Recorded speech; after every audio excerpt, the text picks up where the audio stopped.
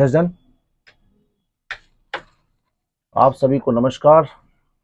आज बहुत बड़ा विषय नहीं, बड़े छोटे विषय में आपको हम बताएंगे कि कब्जा क्या होता है। कब्जा, आज हमारे एक फ्रेंड ने पूछा, साहब हम कब्जा क्या होता है। तो कभी कभी क्या होता है कि छोटी बातें लोगों को समझ नहीं आती। नया नया वर्ड है, कब्जा क्या होता है, पोजीशन क्या होता है, इंक्रोचमेंट, अतिक्रमण क्या है, ये सारी चीज़ें जो है आज हम आपको बताएंगे।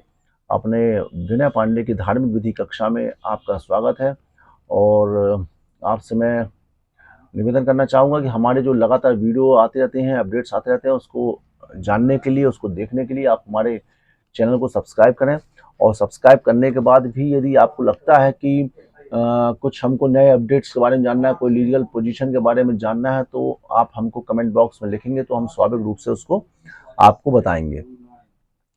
और इसके लिए तीसरा विषय ये भी है कि आप बेल आइकन को भी ऑन करें ताकि हमारा कोई जैसा नया वीडियो आता है तो अब तक वो वीडियो पहुंचेगा। तो आप समझिए, कब्जा, कब्जा मतलब होता है, उसको इंग्लिश बोलेंगे पोजीशन। तो कब्जा कई प्रकार का होता है। कब्जा, लीगल कब्जा, इलीगल कब्जा। लीगल शासन के द्वारा, इलीगल जरूरी नहीं कि शासन द्वारा ही आपको कब्जा दी जाए। मतलब आपसी समाज परिवार के साथ बैठ के कोई चीज अपने कब्जे में लेना, उसको कब्जा कहा जाता है। जैसे एग्जांपल मान लीजिए, एग्जांपल मान लो ये चीज यहाँ पड़ी हुई है, मान लो ये कोई भी चीज है, यहाँ पड़ी हुई है चीज, अब ये पड़ी है, अभी ये अनाथ है, इसका कोई वारिस है कि नहीं हमको नहीं मालूम, लेकिन हमने इसको उठा के अपने पास ले लिया। डेट मीन्स ये हमारे कब्जे में आ गया। अपन शब्द बोलते हैं हमारे कब्जे में, इसको बोलते हैं कब्जा। चोरी की हुई संपत्ति, यदि कोई संपत्ति चोरी होती है तो अब वो रिपोर्ट ये लिखाता है कि साहब हमारी वस्तु चोरी हो गई है, क्योंकि उस व्यक्ति ने देखा तो होता नहीं है, देखेगा तो चोरी नहीं कहलाएगी वो। यदि उसने देखा है कि किसी व्यक्ति के बिना ज्ञान के, बिना जानकारी के उससे पूछी हुई उसकी वस्तु को अपने पोजीशन में लेना, अपने कब्जे में ले लेना, तो कब्जा कहलाता। तो क्या हुआ, फिर जब पुलिस ढूंढती है, ढूंढने पे जिसके पास ये सामान पाया जाएगा वो चोरी कहलाएगा। क्यों? क्योंकि उसके कब्जे में था, इसको इंग्लिश बोले उसके पोजीशन में था। तो कब्जा। अब इसी सिविल में यदि आते हैं तो सिविल में क्या होता है, कभी कभी किसी लैंड में हम बहुत वर्ष से रह रहे हैं, लेकिन वो लैंड किसी अन्य व्यक्ति के नाम पर रजिस्टर्ड है, सेल डेट भी है शासन रिकॉर्ड में, किसी अन्य व्यक्ति रजिस्टर्ड है, लेकिन उस व्यक्ति में हम रह रहे हैं, मतलब उस जमीन के हम काबिज हैं, वो जमीन हमारे कब्जे में, हमारे पोजीशन में है। तो नियम के अनुसार जो है, कई जो सिविल सूट वगैरह होते हैं वो इस बात पर से उनको नुकसान हो जाता है कि आपके पास आप जमीन का पोजीशन नहीं है। कभी कभी गवर्नमेंट लैंड में आपने देखा होगा, गवर्नमेंट लैंड जैसे मान लो बस्तियां वगैरह होती, गवर्नमेंट लैंड रहती है, वहां पर लोग जाके जबरदस्ती वहां पर रहने लगते हैं। शासन भी बोलती चलो भाई रहने दो, कहाँ जाएंगे, तो वो वर्तमान में उन लोगों का पोजीशन रहता है, उन लोगों का कब्जा रहता है, इसको बोलते हैं अपन कब्जा। तीसरी चीज कैसे, जैसे मान लो कोई शासकीय भूमि है, शासकीय भूमि पड़ी हुई है, उस शासकीय भूमि में हमने क्या किया, वो फालतू पड़ी लैंड, तो उस भूमि पे हमने क्या किया, भारी मात्रा में फलदार वृक्ष लगा दिए, और फलदार वृक्ष लगा के उसमें फल उगने लगे, उस फल का हम उपभोग करने लगे। तो है तो वो गवर्नमेंट रिकॉर्ड में शासकीय भूमि, लेकिन किसके पोजीशन में है, हमारे कब्जा माना जाएगा। तो हमसे गवर्नमेंट क्या करेगी, उसकी पेनाल्टी लेगी, क्योंकि हम उसको देख रेख कर रहे हैं, लेकिन वो जमीन हमारी नहीं रहेगी, मानी जाएगी। शासन को यदि उचित लगेगा तो आपको पट्टा दे देगा, जिसको बोलते हैं अपन लीज पे देना, आपको दे देगा। अब कब्जा और अतिक्रमण, अतिक्रमण को इंग्लिश में क्या बोले अपन, इंक्रोचमेंट। तो कब्जा और इंक्रोचमेंट में, पोजीशन और इंक्रोचमेंट में क्या फर्क है, कब्जा और अतिक्रमण क्या फर्क है।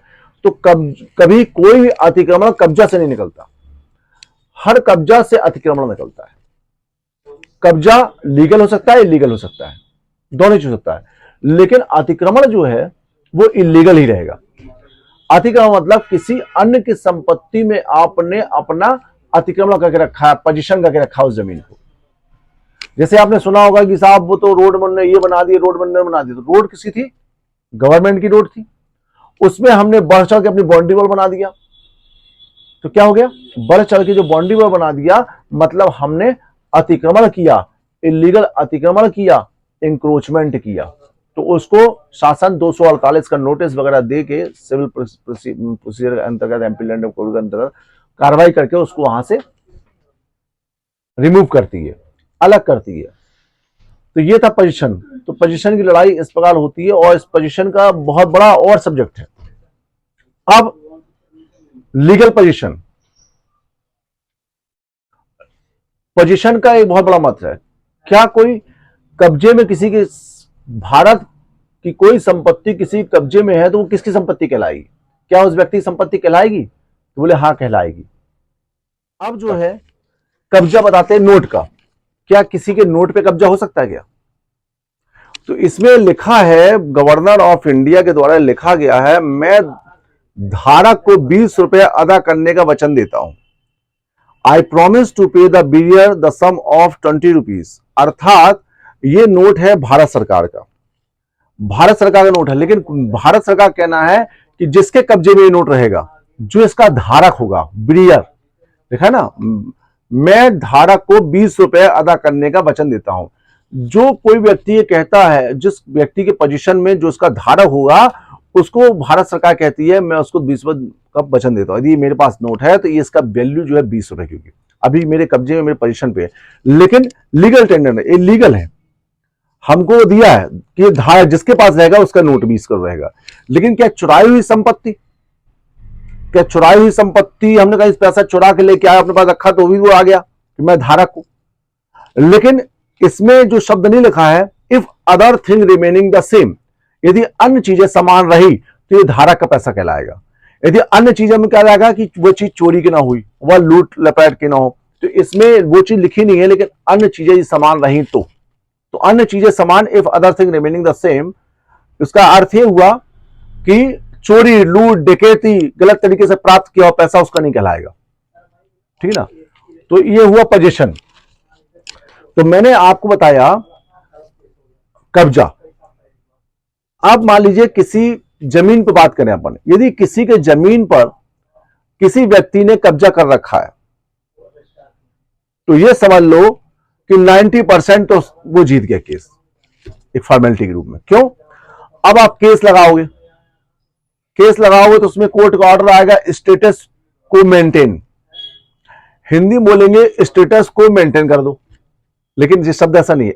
स्टेटस, STATUS, स्टेटस को MAI मेंटेन, मतलब यथास्थिति बरकरार, जो जहां पर है वहीं रहे, चाहे थर्ड पार्टी हो, चाहे फर्स्ट पार्टी, सेकंड पार्टी, जो भी पार्टी हो, वो उस लैंड पे जैसी अवस्था वैसी पड़ी रहने दो।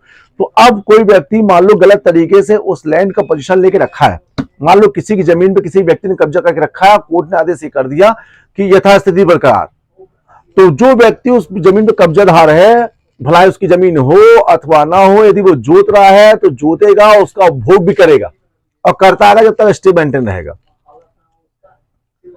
तो अब मान लीजिए किसी कारणवश मुकदमाबाजी तो है ही, पेंडेंसी बहुत ज्यादा है, अब मान लो 10 वर्ष तक केस चलता रहा तो 10 वर्ष तक वो जमीन का उपभोग करता रहेगा। अब उपभोग करने के बाद क्या हुआ, अब मान लो वो केस हार जाता है, या आप जीत जाते हो या आप हार जाते हो, तो स्वाभाविक इसकी अपील डिवीजन ऊपर जाओगे, केस साहब हमारे साथ तो गलत हुआ, ऐसा हुआ, ऐसा नहीं हुआ। तो उसमें भी क्या करेगा, वो भी वो यही रहेगा, केस चलते तक जो है केस पेंडिंग रहने दो। तो 2-4 पीढ़ी मर जाएंगी और मरने के बाद भी क्या होगा, वो उसका भुट्टा अट्टा खाए पड़ा है और ये घर का पैसा लगा लगा केस लड़ता जाए। तो पोजीशन का बहुत बड़ा खेल है, जिसके कब्जे में लैंड जाए। अब ये कहानी, छोटी सी कहानी मैं बताऊंगा। एक गवर्नमेंट लैंड में बहुत सारी आबादी बस्ती रहती थी, जिसको कलेक्टर ने सबको पट्टा देके रखा था SDM के माध्यम से। SDM सबको पट्टा दे, भाई ठीक है आप लोग वहां रहो, सब देख रेख करते रहे। अब एक क्या हुआ, JCB मशीन पहुंच गई कि हम ये पूरी बिल्डिंग उखाड़ा तोड़ रहे। तो वहां पे जनता इकट्ठा, भाई भैया हमारे पास तो पट्टा है, ये पट्टा वाला लैंड है और हमको कलेक्टर जारी किया गया है। तो कलेक्टर खड़ा होकर क्या बोलते हैं कि जो तुमको आदेश दिया था पट्टे का, वो आज मैं पट्टा निरस्त करता हूं, तोड़ दो पूरी बिल्डिंग। लेकिन उसके बाद भी उस लैंड का यदि भव्य भूत में जाओगे तो उस लैंड का काबिज कौन कहलाएगा, वो व्यक्ति, उसका रिकॉर्ड दर्ज रहेगा ये काबिज था। तो कब्जा का बहुत महत्वपूर्ण है, जिसके पोजीशन में कब्जा है वो उसका उपभोग लंबे समय तक करता है। और अब किसी व्यक्ति से कब्जा को कैसे छुड़ाया जाए विधि अनुसार, क्या कोर्ट में केस लगाया जाए, कैसे लगाया जाए, आप कमेंट बॉक्स में लिखेंगे, हम आपको उसका उत्तर देंगे। बहुत इजी प्रक्रिया है उसको अलग करने का, बहुत छोटी प्रक्रिया है। कोई व्यक्ति किसी कब्जे में जमीन जबरदस्ती ले लेता है तो उस जमीन को उस व्यक्ति से कैसे छुड़ाया जाए, कौन से पॉइंट ऑफ व्यू में, तो वो बहुत इजी तरीके से, चाहे जैसे मान लीजिए कभी किराएदार को अपन मकान किराया दे देते हैं, वो खाली नहीं करता है तो अपन किराएदारी का सूट लगा देते हैं, तो किराएदारी का सूट लगाना भी कभी नेगेटिव हो जाता है। तो आप हमको लिखेंगे, हमने आपको आज बताया, सिर्फ हमारा कहने का तात्पर्य था कब्जा और अतिक्रमण बताया था। अतिक्रमण गैर कानूनन और कब्जा कानूनन भी है, गैर कानूनन। हम सरकारी जमीन पे कब्जा कर सकते हैं या हम अपनी जमीन पे भी कब्जा कर सकते हैं। अपनी जमीन पे जो कब्जा कर रहे हैं वो लीगल कहलाया, और सरकारी जमीन पे किसी अन्य व्यक्ति जमीन पे कब्जा किए तो इलीगल कहलाया। आप सभी को नमस्कार, विनय पांडे की धार्मिक विधि कक्षा में आपका स्वागत है। आने वाले समय में हम आपको और स्टूडेंटों को इकोनॉमिक्स के बारे में समझाएंगे, law of diminishing marginal utility के बारे में और संतुष्टि सेटिस्फैक्शन के बारे में बताएंगे। आप सभी को नमस्कार, जय श्री कृष्ण।